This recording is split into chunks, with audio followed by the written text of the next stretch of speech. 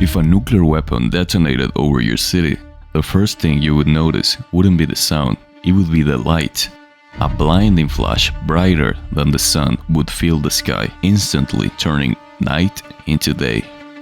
Within seconds, a fireball several kilometers wide would begin forming above the ground, hotter than the center of the sun.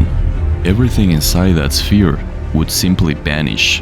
In this video, we're going to explore what would actually happen if the largest nuclear weapon ever built, the Tsar Bomba, exploded over a modern city.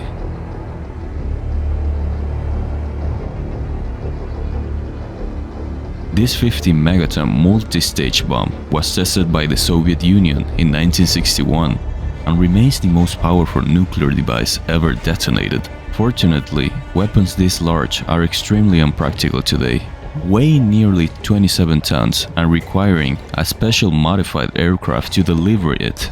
But even if such a weapon were used only once, the consequences would be almost beyond comprehension. Modern nuclear arsenals rely mostly on ballistic missiles, which travel at several times the speed of sound and can deliver warheads across continents. These weapons generally carry smaller payloads than the Tsar Bomba, but they are far more practical for deployment. In our scenario, the detonation would occur once the weapon reaches an altitude of roughly 1,000 meters above the ground, or 3,000 feet above the ground. Up until that moment, the scale of the destruction about to unfold would still be unknown to those below. Within the first second, what observers would notice is a dominant sphere of light, an expanding globe far brighter than anything normally seen on Earth. The light would be much wider and more intense than the glow produced by a welding metal. Just seconds later, this light, traveling at about 300,000 kilometers per second, would make the day appear brighter than ever before. The explosion would generate a massive fireball roughly 5 kilometers or 3 miles wide at its center. The temperatures would reach millions of degrees Celsius at the core, instantly vaporizing everything within that zone and turning it into gas. Any humans within this region would be converted into vapor in fractions of a second. Beyond that lies the heavy blast damage zone, extending out to roughly 9 kilometers or 6 miles. In this area, nearly every structure would be destroyed and survival would be extremely unlikely. Even if someone managed to endure the initial blast, the collapse of the buildings, the widespread fires, or the intense heat from the main fireball would almost certainly finish the job. In practical terms, the fatality rate in this zone would approach 100%.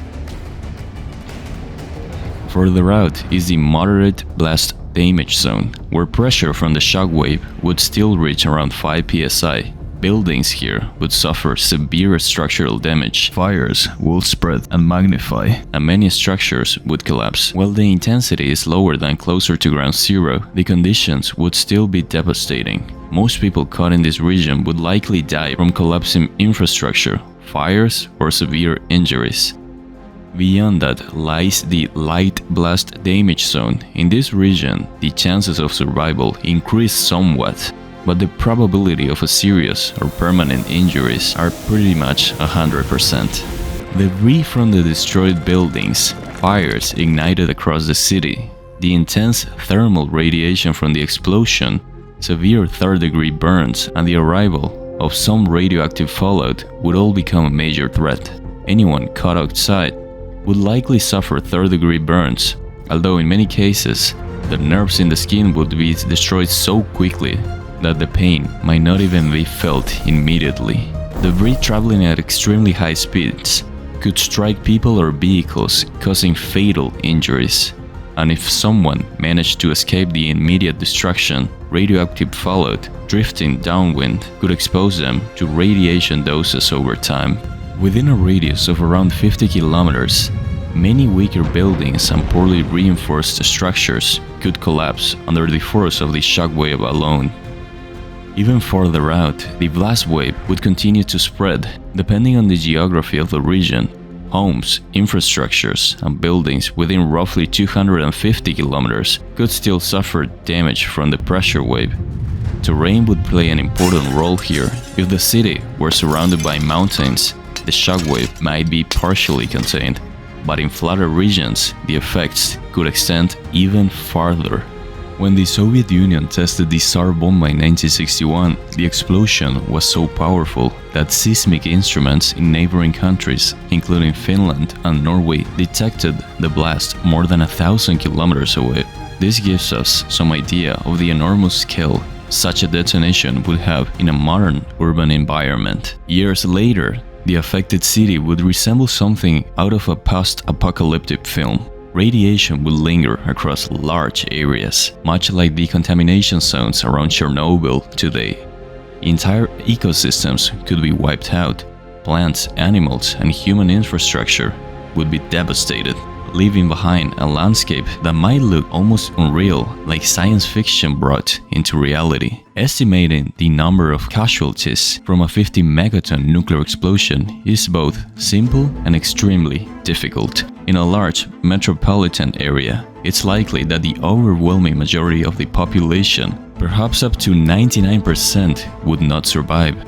Depending on the size of the city, there are tools available online that attempt to estimate casualties from different nuclear weapons. By entering the name of a specific city, they can provide a rough idea of what the impact might be. In the most extreme theoretical discussions during the Cold War, scientists even imagined weapons far larger than the Tsar Bomba, devices with yields of 100 or even 1,000 megatons, sometimes approaching the scale of several gigatons. Such weapons could, in theory, produce global consequences, potentially triggering massive climate effects or nuclear winters. Nuclear technology, therefore, represents two very different possibilities. On one side, nuclear energy can provide vast amounts of power for cities and industries, supporting modern civilization. On the other side, nuclear weapons represent some of the most destructive tools humanity has ever created up to date, if not the most destructive tool. They are two sides of the same coin, one associated with creation and progress, the other with unimaginable destruction. Fortunately, building weapons significantly larger than those already tested becomes increasingly impractical due to the engineering limitations of fusion scaling and the challenges that arise with it. In reality, the most extreme theoretical bombs are very unlikely to ever exist. Humanity possesses the capability to destroy itself, but it also possesses the ability to prevent that outcome. The future depends on which side of that coin we choose to value the most.